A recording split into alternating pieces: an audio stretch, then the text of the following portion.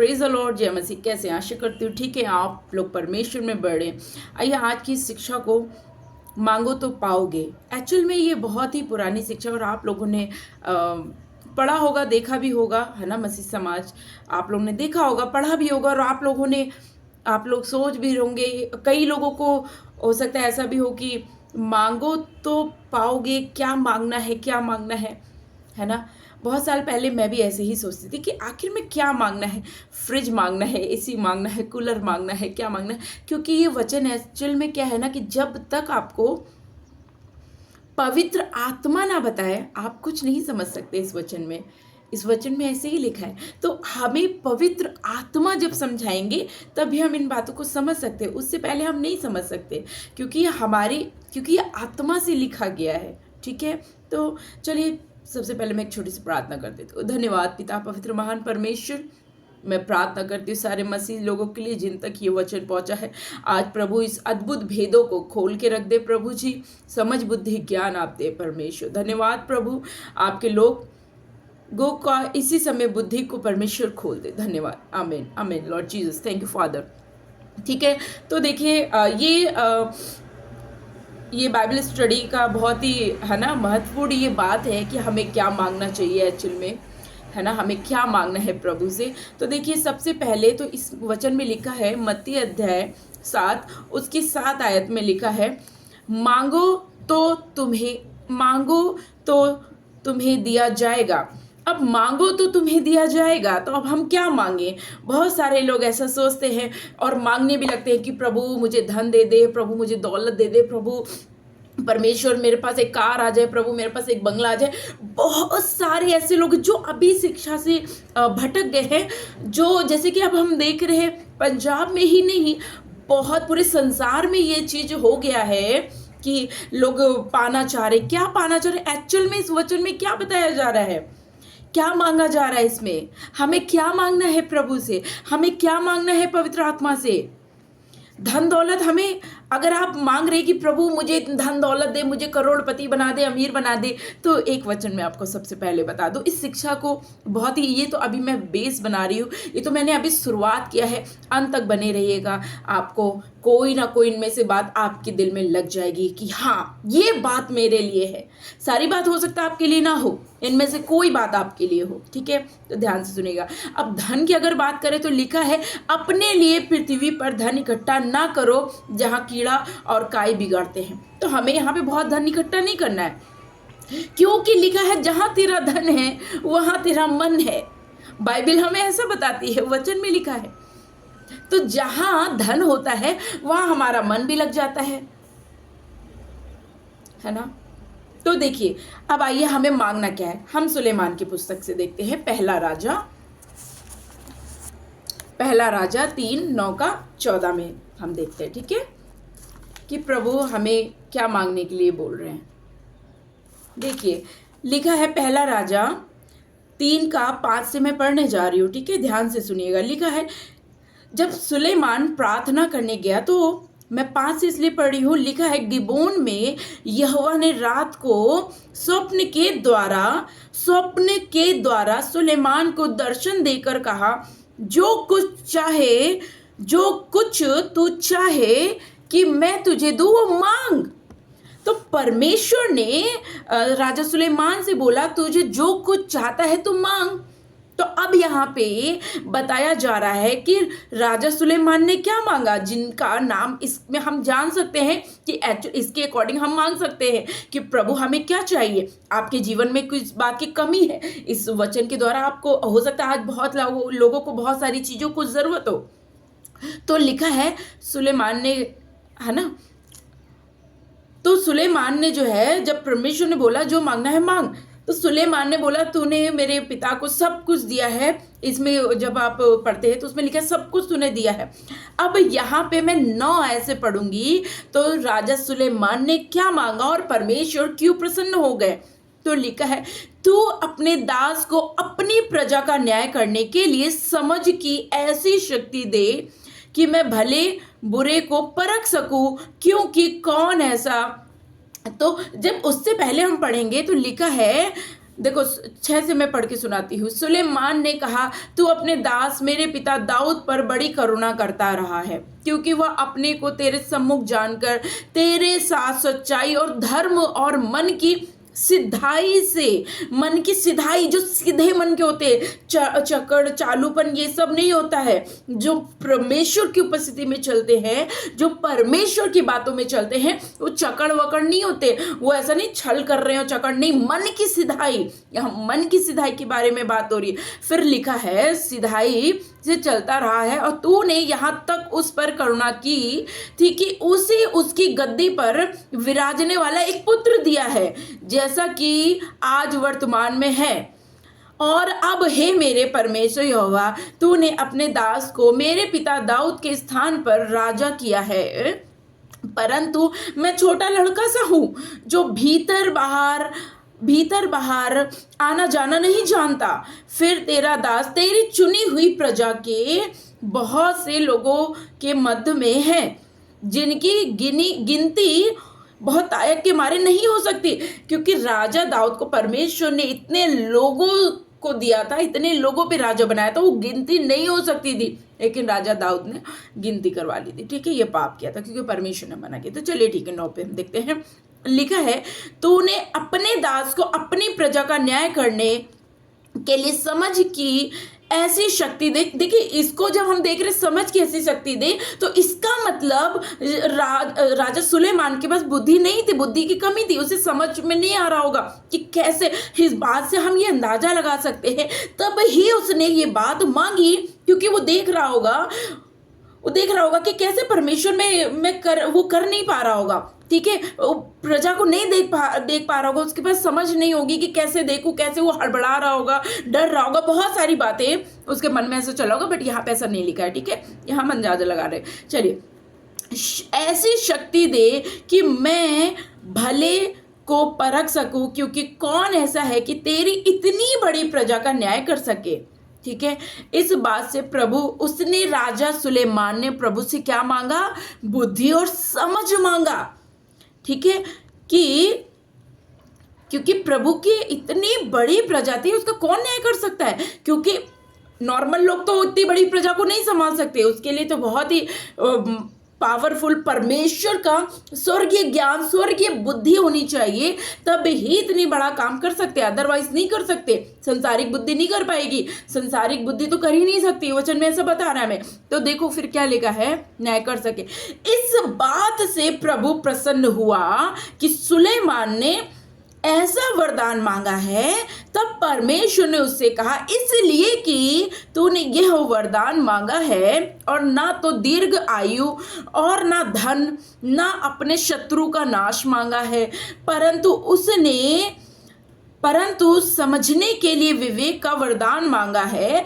इसलिए सुन, मैं तेरे वचन के अनुसार करता हूं, तुझे बुद्धि और विवेक से भरा मन देता हूं, यहां तक कि तेरे समान ना तो तुझसे पहले कोई कभी हुआ और ना बाद में कोई कभी होगा। फिर जो कुछ तू ने नहीं मांगा, अर्थात धन और महिमा, वो सब भी परमेश्वर ने दे दिया। दीर्घायु भी परमेश्वर ने बोला दीर्घायु तब देंगे जब तू मेरी आज्ञाओं को मानेगा और मेरी उपस्थिति में चलेगा। ठीक है, तो देखिए यहां से हम समझ गए कि राजा सुलेमान ने क्या मांगा? समझ और बुद्धि मांगी। ठीक है, और यहां मैं पहले बता दे रही हूं, ये जो प्रचार हो रहा है ये नॉर्मल लोगों के लिए नहीं हो रहा है, ये उन सेवकों के लिए हो रहा है जिनका परमेश्वर ने स्वर्ग से अभिषेक किया है, जो सच में इस बात को ढूंढ रहे थे। और ये बात आपके सामने आ जाइए।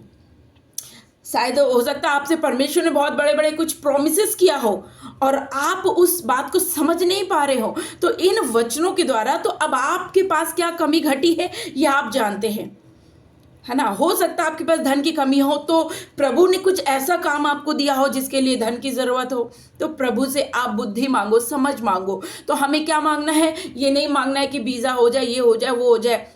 परमेश्वर के राज्य को मांगो, प्रभु के राज्य में काम करने के लिए बुद्धि समझ मांगिए, क्योंकि इस समय हम देख रहे हैं परमेश्वर के काम को लोगों ने बिगाड़ दिया है। मेरे प्रिय भाइयों, मेरी बहनों, तो हमें क्या मांगना है?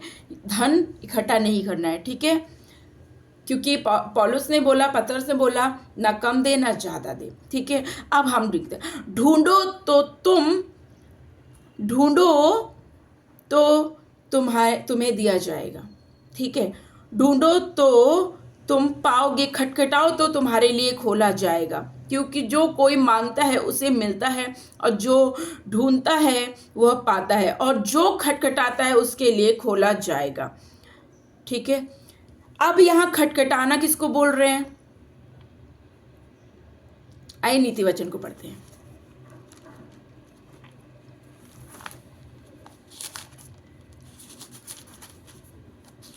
नीति वचन 8 अध्याय में 17 से पढ़ी हूं। जो मुझसे प्रेम रखते हैं उनसे मैं भी प्रेम रखती हूँ। ये प्रेम, ये बुद्धि बोल रही है। जो मुझसे प्रेम रखते हैं मैं भी उनसे प्रेम रखती हूँ, और जो मुझको यत्न से तड़के उठकर खोजते हैं वे मुझे पाते हैं। धन और प्रतिष्ठा मेरे पास है, वरन ठहरने वाला धन और धर्म भी है। तो यहाँ पे हमें बुद्धि मांगना है कि प्रभु आपके स्वर्ग राज्य में हमें प्रवेश करना है, हमारी मदद करिए, हमारी सहायता करिए कि प्रभु हम स्वर्गीय राज्य के लिए तैयार हो पाए। परमेश्वर से ये बातें मांगिए। और अगर आज आपने मांगा आपके पास तुरंत ही नहीं हो पा रहा है, तो देखिए मैं आपको एक छोटा सा उदाहरण देती हूँ, ठीक है? क्योंकि हर एक समय सबोदेश की पुस्तक में हमें ये सुनने को मिलता है, ये हम देखते हैं कि उसमें लिखा है हर एक बात का परमेश्वर ने समय नियुक्त किया है। जैसे कि मेरी बेटी ने मुझसे बोला कि मम्मा मैं आज मैगी खाऊंगी, है ना, मैगी लेके जाऊंगी स्कूल। तो मैंने बोला नहीं नहीं नहीं, आज नहीं, क्योंकि मैंने उसका टाइम टेबल सेट किया हुआ है। मैंने अपने बच्चों का टाइम सेट किया हुआ है कि आज उनको क्या ले जाना है, मंडे को क्या ले जाना है, ट्यूसडे को क्या ले जाना है, फ्राइडे को क्या ले जाना है। तो मैं उनको टाइम के अकॉर्डिंग ही देती हूँ, उससे पहले नहीं दूंगी मैं, क्योंकि ये मैं माँ हूँ।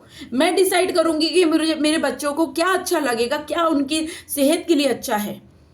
तो ऐसे ही आपने आज मांगा है प्रभु से, तो आपको तुरंत नहीं मिल पा रहा होगा, क्योंकि परमेश्वर ने आपके लिए एक टाइम सेट कर रखा है। परमेश्वर ने एक टाइम की आपको फ्राइडे को मिलेगा, हो सकता है आपको 2025 में मिले, 2024 निकल गया, ठीक है, 2026।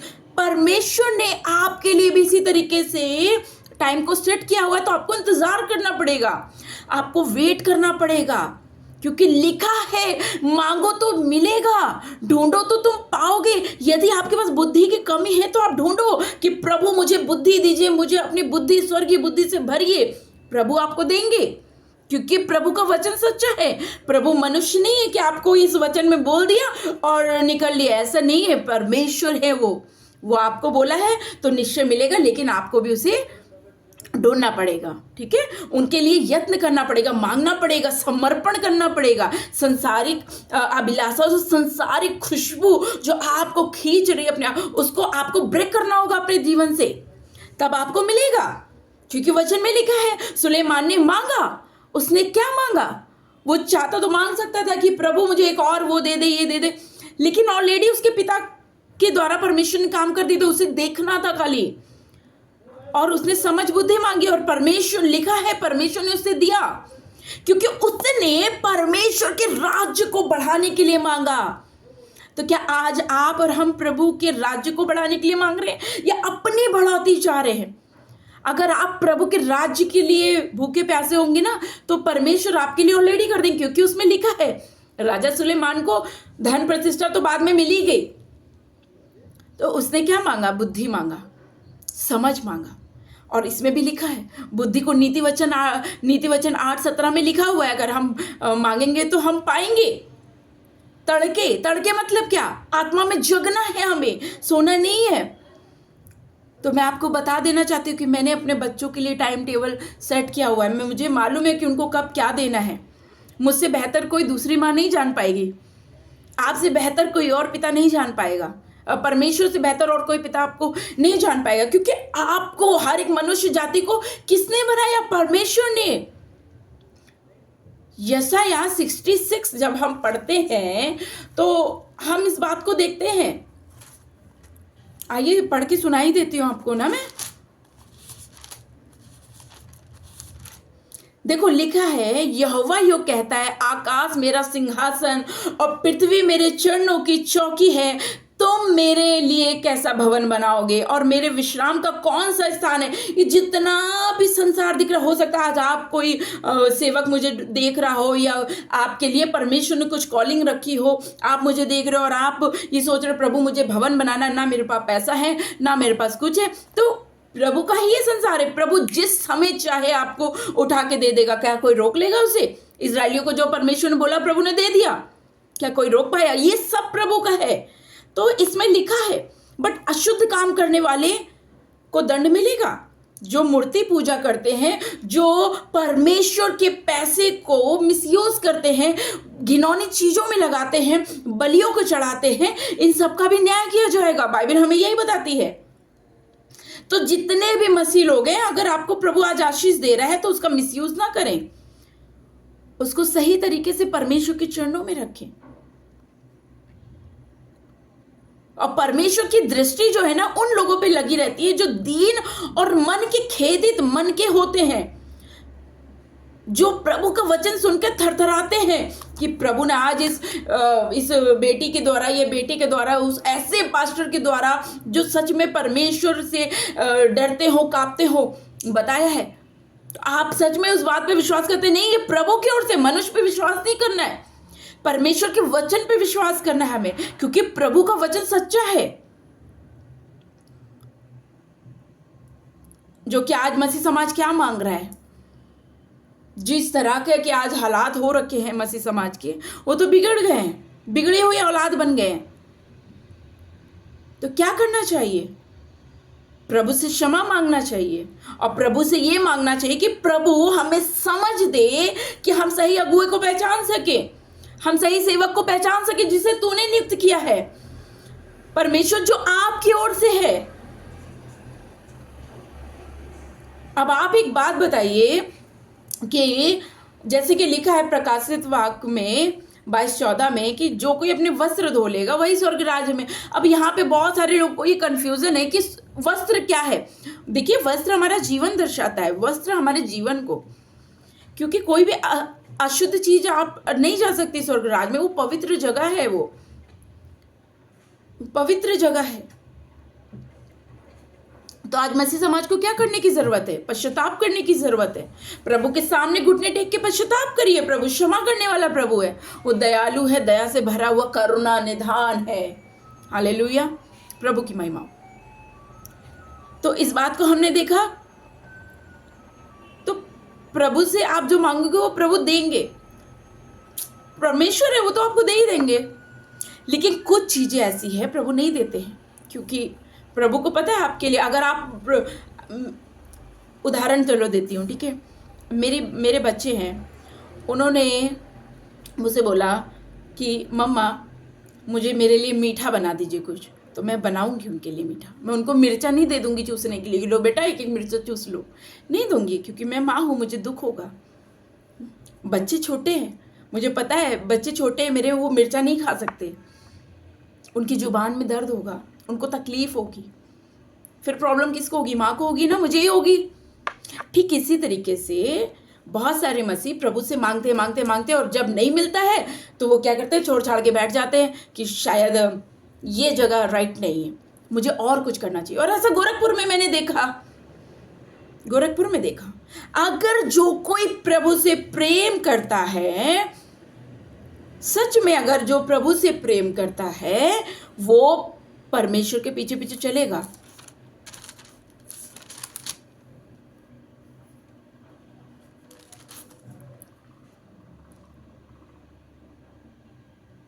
ठीक है, तो मैं अपने बच्चों को मीठा बना के दूंगी, बट सही समय पे दूंगी।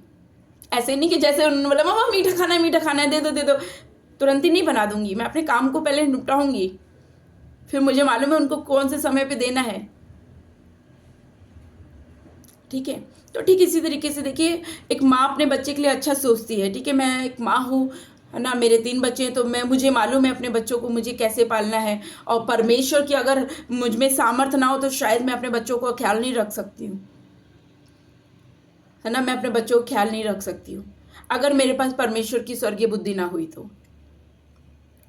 ठीक इसी तरीके से परमेश्वर आपको समय पे प्रोवाइड करेंगे। ऐसा नहीं कि जब आपने मांगा आपको तुरंत ही मिल गया। आपको वेट करना है, बच्चों को इंतज़ार करना है।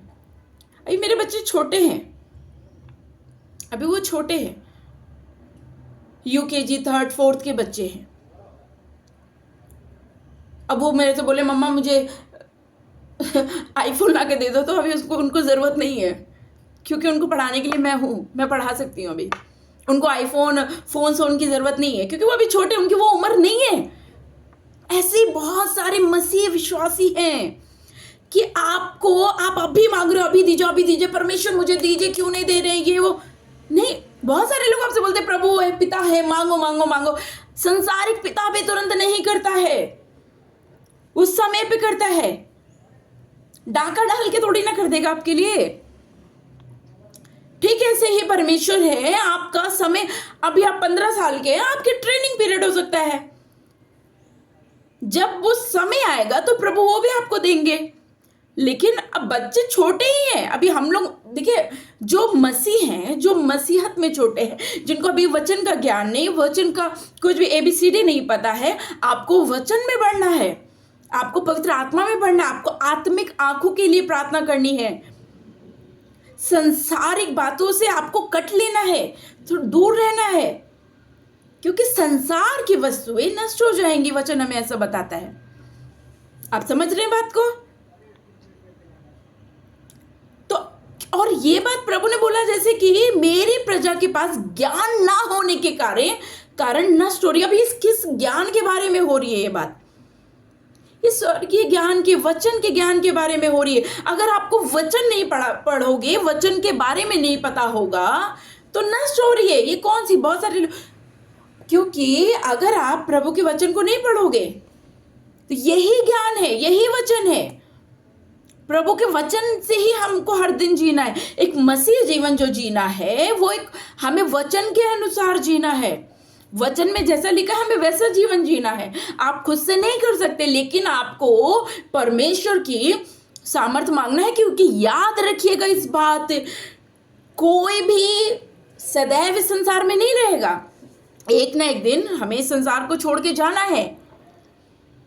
तो क्या आप आत्मा में तैयार है? क्या आप जब मर जाएंगे, आप जब प्रभु में सो जाएंगे, तो क्या सच में आप स्वर्ग राज्य में प्रवेश कर पाएंगे? इस बात को जांचना है। और जैसा जीवन लिखा है परमेश्वर के वचन में, उसके अकॉर्डिंग हमें जीना है। आप समझ रहे हैं मेरी बात को? क्योंकि देखो लिखा है वचन में, सकेत फाटक से प्रवेश करो, क्योंकि चौड़ा है वो फाटक और सरल है वो मार्ग जो विनाश को पहुंचाता है। कौन सा विनाश? नरक, जहां पे रोना और दांत पीसना है। और बहुत से हैं जो उससे प्रवेश करते हैं। चौड़े मार्ग से इजीली होता है, इजी होता है। वहां इजीली गाड़ी नहीं घुस सकती, इजीली कार नहीं घुस सकती। सकरे मार्ग में आपको पैदल चलना है। पैदल क्या दिखाता है? मेहनत दिखाता है। गाड़ी मोटर ये सब क्या दिखाता है? साइंस पहुंच गए। बट सकरा मार्ग, क्या सकरे मार्ग से जा रहे उसमें बड़ी सी गाड़ी घुस सकती है? नहीं घुस सकती। और ये सब संसारिक अभिलाषा है, इसको आपको छोड़ना होगा। मैं नहीं बोल रही कि अगर आपके पास कार है तो आप उसको छोड़ के पैदल चलने लग जाओ। इस स्वर्ग राज्य में जाने की बात हो रही है। बहुत सारी अभिलाषाओं को लेके आप स्वर्ग राज्य में प्रवेश नहीं कर सकते अकॉर्डिंग टू वचन। प्रभु का वचन में ये लिखा है। क्योंकि सकेत है वह फाटक और कठिन है वो मार्ग जो जीवन को पहुंचाता है, और थोड़े हैं जो उसे पाते हैं। थोड़े हैं, बहुत लोग नहीं है। वचन में ऑलरेडी लिख दिया गया है। बहुत ही कम लोग हैं जो स्वर्ग राज्य में प्रवेश कर पा रहे, क्योंकि प्रभु का मार्ग कांटों से भरा हुआ है, तकलीफों से भरा हुआ है। लेकिन याद रखिए मेरे प्रियो, याद रखिए, यदि प्रभु के मार्ग से आप जाते हैं तो स्वर्ग राज्य में प्रवेश कर जाएंगे। और चौड़े मार्ग से जाएंगे। चौड़े मार्ग में क्या मतलब है? मतलब ये है कि चौड़ा मार्ग दिखाता है संसारिक अभिलाषाओं, जो पवित्र आत्मा मुझ पे रिवील कर रहे हैं। मैं आपको वही बता रही हूँ, मुझे कहीं लिखा उखा नहीं है, बस मैं बाइबल पे देख के आपको बता रही हूँ। ठीक है, तो देखिए, परमेश्वर के पीछे चलना आसान नहीं है, मुश्किल है। लेकिन यदि आप चलने के लिए, यदि आप जीवन चाहते हैं या अनंत जीवन चाहते हैं, तो आपको प्रार्थना करना है, आपको बोलना है कि प्रभु मेरी मदद करिए, मैं आपके संग, मैं आपके पीछे चलना चाहता हूँ, मैं स्वर्ग राज्य में प्रवेश करना चाहता हूँ। क्या क्या करना होगा? ढूंढो तो पाओगे, खटखटाओ तो तुम्हारे लिए खोला जाएगा। प्रभु से बोलिए, प्रभु आपकी मदद करेंगे। आप खटखटाइए, बोलिए, प्रभु मैं आपके मार्ग में चलना चाहता हूं, मैं आपके मार्ग में चलना चाहता हूं। आपको ये बोलना पड़ेगा पवित्र आत्मा से, आपको बोलना पड़ेगा ये प्रभु से। मैं विश्वास करती हूँ आने वाले समय में ये अगर आप शिक्षा सुन रहे हैं तो ये कुछ भी मेरी तरफ से नहीं है, सब पवित्र आत्मा के द्वारा निकल रहा है। मेरे पवित्र आत्मा निकला रहे, बस मैं एक पात्र हूं, मैं एक बर्तन हूं। ठीक है, तो आपको क्या करना है? पहले तो प्रभु से क्या मांगना है? प्रभु से प्रभु के राज्य को बढ़ाने के लिए मांगिए, क्योंकि बहुत कम लोग हैं ऐसे जो प्रभु के राज्य के लिए बात करते हैं।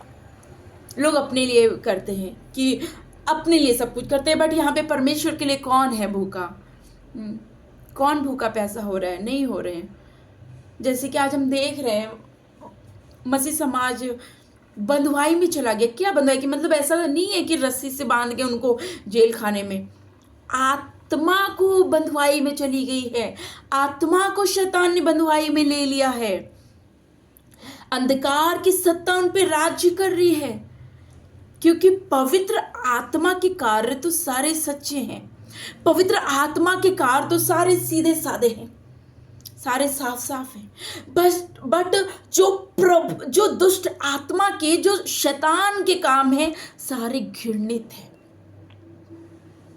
और जो कि उसका न्याय हो चुका है, तो वो चाहता है आप भी बंधुआई में जाके नरक की आग में जाए, क्योंकि वचन जानता है, वो प्रकाशित वाक्य में लिखा है प्रकाशित वाक्य वचन में, वो जानता है उसका न्याय तो हो चुका है ऑलरेडी, तो वो अकेले नहीं जाना चाहता है। लेकिन आज बहुत सारे संसार में लोग हैं जो नरक की आग में जा रहे हैं।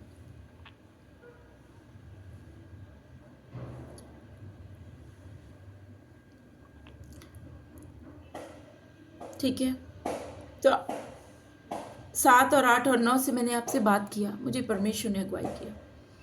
तो क्या मांगा राजा सुलेमान ने? बुद्धि, उसके बाद सब कुछ मिल गया। तो प्रभु से आप धन दौलत नहीं मांगो, क्योंकि ये सब नष्ट हो जाएगा, क्योंकि परमेश्वर बस आपसे ये चाहते जो सच्चा, क्योंकि मेरी वीडियो, ये जो वीडियोस बन रही है ना, हर किसी को नहीं समझ में आएगी।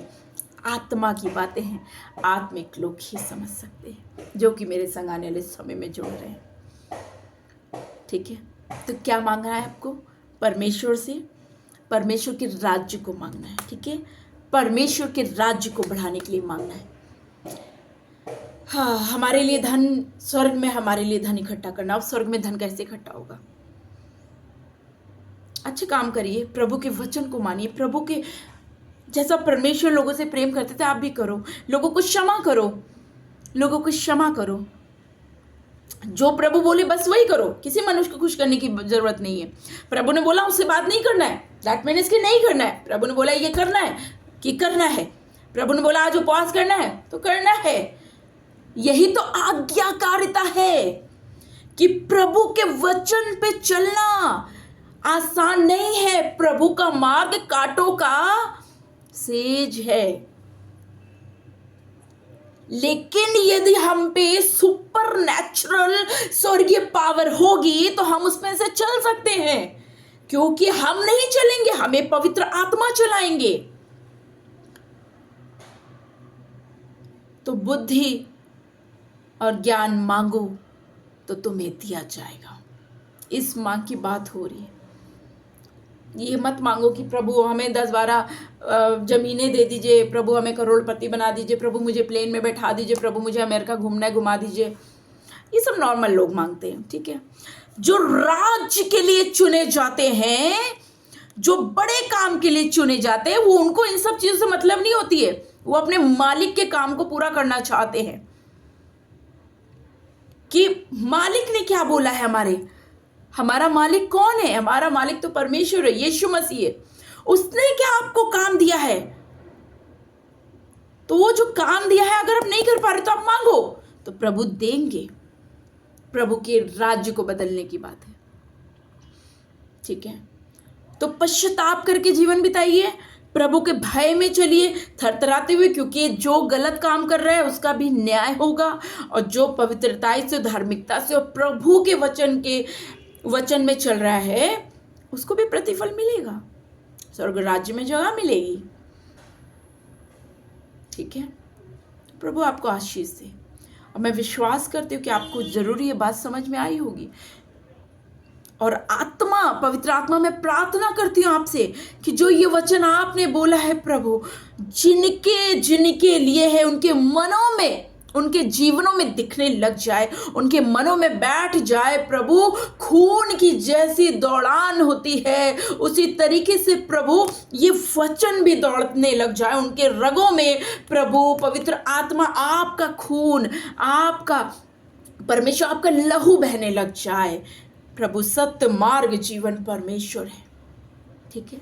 तो प्रभु आपको आशीष दे, और मैं विश्वास करती हूँ अब आप समझ गए होंगे और अब आपको क्या मांगना है। मांगो तो दिया जाएगा। सुलेमान ने मांगा, बुद्धि मांगा, उसे मिली। आज हम और आप भी मांगे प्रभु से, समझ मांगे, बुद्धि मांगे, पवित्र आत्मा मांगे, 9 वरदानों के फल मांगे, जो स्वर्ग राज्य यहाँ पे आपको जीने भर के प्रभु देंगे। जितना आपकी जरूरत है उतना देंगे प्रभु, क्योंकि लिखा है बहुत कम ही लोग होंगे जो स्वर्ग राज्य में प्रवेश कर पाएंगे, क्योंकि चौड़ा है वो मार्ग जो विनाश की ओर ले जाता है, सकरा है वो मार्ग जो स्वर्ग राज्य की ओर पहुंचाता है, ठीक है मेरे प्रिय। तो अब आप प्रभु के वचन में बढ़िए और बाइबिल को पढ़िए, वचन के अनुसार चलिए, दुनिया के लोगों को देख के मत चलिए। मैंने भी जो कुछ बोला आप वचन में पढ़िए, उसको अध्ययन करिए, वचन को याद करिए, प्रभु के वचन में समय बिताइए, ठीक है। मैंने भी अपना गलत जीवन जिया है बहुत पहले, लेकिन जब मैंने वचन पढ़ा, मुझे वचन का बारे में नहीं मालूम था, लेकिन जब पवित्र आत्मा ने मुझे वचन पढ़वाया, मुझे वचन की ओर आकर्षित किया, तब मैंने समझा कि अरे वचन में ऐसा लिखा है, एक मसीह जीवन ऐसा जीना है। मसीह जीवन तो बहुत ही पवित्र जीवन जीने के लिए यहाँ पे बताया गया है, ठीक है। तो प्रभु आपको आशीष दे, और प्रभु के लिए जियो, प्रभु के काम के लिए जियो। मैं जानती हूँ हर कोई नहीं होगा, बहुत ही कम लोग होंगे। प्रभु आपको आशीष दे। जय मसीह। God bless you.